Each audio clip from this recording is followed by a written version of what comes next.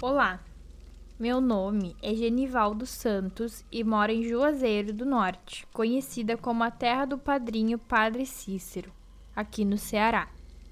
O que vou relatar ocorreu em Santana do Cariri, município localizado a pouco mais de 60 quilômetros de Juazeiro.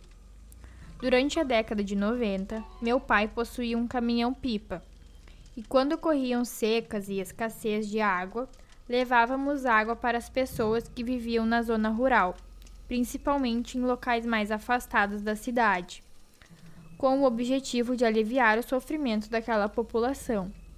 Na época, eu já tinha 18 anos e sabia dirigir, então acompanhava meu pai nesse trabalho, revezando no volante, já que a maioria das estradas era de terra batida, cheia de buracos e poeira, tornando o serviço bastante cansativo. No mês de setembro de 1996, às vésperas das eleições, um político candidato a vereador contratou os serviços do meu pai para entregar água em alguns sítios da zona rural daquele município. Como havia muito trabalho a ser feito, precisávamos começar bem cedo, ainda na escuridão. Por isso, meu pai decidiu que seria melhor chegarmos um dia antes e dormir na cidade. Chegamos lá no domingo à noite e ficamos em uma pensão. No dia seguinte, bem cedo, iniciamos os serviços, distribuindo água nas propriedades das pessoas, conforme indicado pelo político. Passamos todo o dia entregando água e por volta das 17 horas, tanto eu quanto meu pai estávamos exaustos. As estradas que levavam aos sítios eram de cascalho e completamente emburacadas, sem nenhum asfalto. Além disso, o calor era insuportável durante o dia. Na manhã de terça-feira, enquanto levávamos o primeiro carro de água, nos deparamos com um homem de cerca de 50 anos conduzindo um jumento carregado com alguns cantis de água. O homem estava movendo o animal para permitir a passagem do nosso caminhão pela estrada. Continuamos nossa jornada e, ao retornarmos, encontramos novamente o mesmo homem em pé na estrada de um pequeno sítio, acenando com a mão para chamar nossa atenção. Meu pai parou o caminhão e cumprimentou o homem, interessado em saber o motivo da sua presença ali. O homem cumprimentou meu pai e perguntou se havia possibilidade de sobrar um pouco de água para que ele pudesse abastecer sua cisterna, já que em sua casa não havia água disponível e ele precisava buscar em uma cacimba distante. Meu pai perguntou seu nome e descobriu que ele se chamava Euclides Rodrigues, e o nome dele não constava na lista. Apesar disso, meu pai notou em seu rosto sofrido que se tratava de um homem honrado e trabalhador, e se compadeceu da sua situação. No entanto, meu pai explicou que o tanque de água estava vazio naquele momento e que seria difícil atender ao pedido de imediato, pois já havia algumas viagens programadas para outras pessoas, mas se comprometeu a conversar com a pessoa que o contratou e se esforçar para trazer um carro de água ao sítio de Euclides na manhã seguinte. Quando meu pai mencionou isso, Euclides deu um sorriso e olhou para trás em direção à sua casa, gritando para sua esposa Ana: "O rapaz vai trazer água amanhã." Fomos para a cidade mais tarde na hora do almoço. E meu pai visitou a casa do homem que contratou o serviço e perguntou se poderia colocar água na casa de Euclides. No entanto, o político se recusou e justificou que o meu pai deveria colocar água apenas nas casas cujos nomes estivessem visíveis na lista. O político explicou que na casa de Euclides havia apenas 2 votos e que ele e sua esposa eram analfabetos, sendo capazes de errar o voto. Meu pai concordou com a cabeça, mas saiu da conversa com raiva, prometendo colocar água para as pessoas primeiro e, em seguida, por conta própria, colocaria água para Euclides. No dia seguinte, por volta das 4 da manhã, meu pai me acordou e nos preparou para começar o dia cedo. Antes das 6h30, chegamos ao sítio de Euclides e encontramos esperando por nós com um sorriso no rosto. Ele correu para abrir a porteira quando viu o caminhão e nos mostrou onde ficava a cisterna, localizada no fundo da casa. Nós enchemos a cisterna com água e despejamos o restante em um tanque de cimento próximo ao terreno. Euclides nos agradeceu muito e disse que só Deus poderia nos pagar, mas ainda assim nos presenteou com uma galinha caipira. Meu pai explicou que não poderia levá-la naquele momento, mas que na sexta-feira, quando terminasse de colocar água para as outras pessoas, ele passaria no sítio para buscá-la. Euclides concordou e disse que estaria esperando. Depois disso, nos despedimos dele e da sua esposa, Dona Ana, e continuamos nosso trabalho colocando água para os outros. Durante a semana toda trabalhamos e na sexta-feira à tarde, quando voltávamos para a cidade, paramos o caminhão em frente à porteira do sítio do seu Euclides.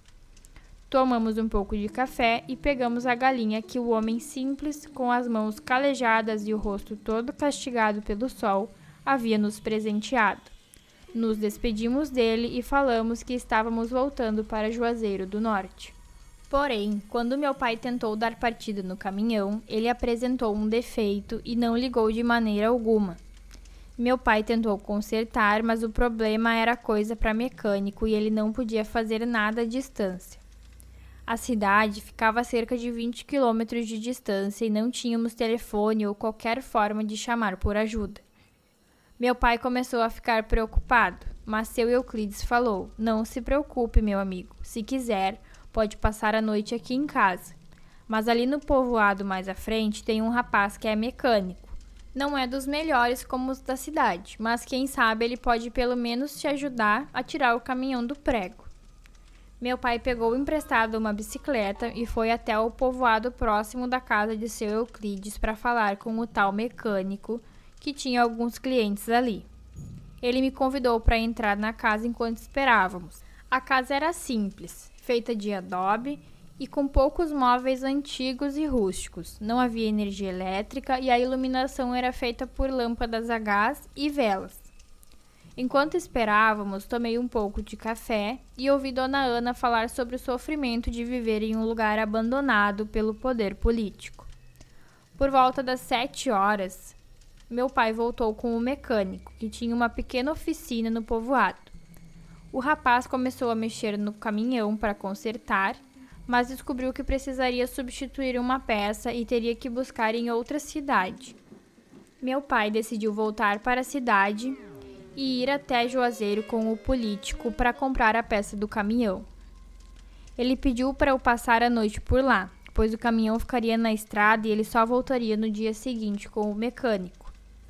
Seu Euclides me ofereceu para dormir em sua casa, mas como estava muito quente, eu recusei e disse que preferia mesmo tomar um banho e dormir na minha rede do lado de fora. Depois de tomar um banho, comi um cuscuz com ovo frito que Dona Ana preparou e conversamos um pouco. Seu Euclides me contou que na época das chuvas as coisas eram bem diferentes, que tudo ficava verde e a comida para as cabras que criava nunca faltava. Ele também disse que, se Deus quisesse, em breve começariam as trovoadas. Devido ao meu cansaço, informei que iria me deitar para descansar. Rapidamente me deitei na rede localizada no alpendre da casa, onde pude observar o caminhão e a lua sendo iluminados pelo guido. Com a queda gradual da temperatura e a brisa fresca da noite, acompanhado pelo balançar da rede, adormeci rapidamente. Por volta das 11 horas da noite, acordei com latidos de cachorros ao longe e barulhos que lembravam um burburinho de pessoas. Com o passar do tempo, os sons foram se aproximando, vindo pela estrada e ficando cada vez mais altos. Finalmente, pude determinar que se tratava de várias pessoas em uma procissão caminhando pela estrada. Ao avistar uma procissão em um local desolado e sem igrejas por perto, senti que aquilo era muito estranho e decidi levantar para ter uma visão melhor. Observei pontos luminosos que pareciam velas acesas e fui caminhando em direção à estrada onde estava o caminhão. No entanto, antes que pudesse sair, ouvi seu Euclides me chamando em um sussurro. Ao me virar, percebi que ele estava parado na porta da casa, segurando um lampião e gesticulando para que eu me aproximasse. Parecia estar bastante aflito. Decidi voltar rapidamente para dentro da casa quando Dona Ana me alertou para ficar lá até que a procissão passasse. Quando perguntei o motivo, ela colocou o dedo em riste sobre a boca, pedindo silêncio. Seu Euclides apagou o lampião e ficamos todos em silêncio e no escuro. À medida que o ruído aumentava, minha curiosidade me levou a espiar pela fresta da janela. Foi então que vi uma multidão de pessoas caminhando e clamando na estrada em frente à casa. Surpreendentemente, elas não se desviaram quando o caminhão passou por elas, como se não estivesse lá. Eu fiquei tão assustado que gritei: "Misericórdia, o que é isso?" Nesse momento, Euclides bateu em meu ombro e pediu que eu me calasse. No entanto, já era tarde demais. Uma pessoa da procissão desviou do caminho e começou a se aproximar da casa. Eu fiquei paralisado de medo e incapaz de me mover. Continuava espiando pela fresta da janela. Quando ela se aproximou mais, eu percebi que não era exatamente uma pessoa. Tinha um aspecto cadavérico e exalava um odor pútrido. Vestia uma espécie de mortalha e parecia flutuar no ar. Em vez de tocar o solo, ficou parado em frente à porta e começou a pronunciar algumas palavras, mas eu não conseguia entender nada. O medo que eu senti foi imenso. Dona Ana acendeu uma vela e começou a rezar, pedindo proteção e ajuda divina. Sua oração foi ouvida, e Deus a ajudou, pois a ameaça que estava do lado de fora não conseguiu entrar na casa. Após alguns minutos, a coisa foi embora e seu Euclides acendeu o lampião novamente. Dona Ana foi até o quintal, colheu um pouco de erva cidreira e preparou um chá para acalmar a todos. Enquanto a água para o chá fervia, eu resolvi perguntar o que havia acontecido ali. Seu Euclides me explicou que aquilo poderia ser a procissão dos mortos, um grupo de almas penadas que perambulam pelo mundo após a morte sem encontrar descanso. Ele disse que havia um cemitério antigo adiante e que essas almas costumavam passar pela estrada, e que se encontrassem alguém poderia ser fatal. Seu Euclides aconselhou a ficar em silêncio e no escuro para evitar qualquer encontro com eles e deixá-los seguir seu caminho. Ele explicou que não há um dia específico para isso acontecer, mas geralmente ocorria às sextas-feiras. Após tomar um chá e decidir passar o resto da noite dentro de casa, não consegui dormir. No dia seguinte, meu pai trouxe a peça que precisávamos para consertar o caminhão e o mecânico conseguiu resolver o problema. Durante o trajeto de volta para casa, contei a ele sobre o acontecimento na noite anterior. Meu pai me disse que já tinha ouvido falar sobre o sobrenatural, mas que há muito mais no mundo do que isso. Ele compartilhou algumas experiências que teve e me deu uma boa notícia de que o político que negou a ajuda do meu amigo Euclides não conseguiu ser eleito. Infelizmente, continuei sonhando com aquela figura cadavérica por um tempo. Mas com o tempo, esses sonhos pararam.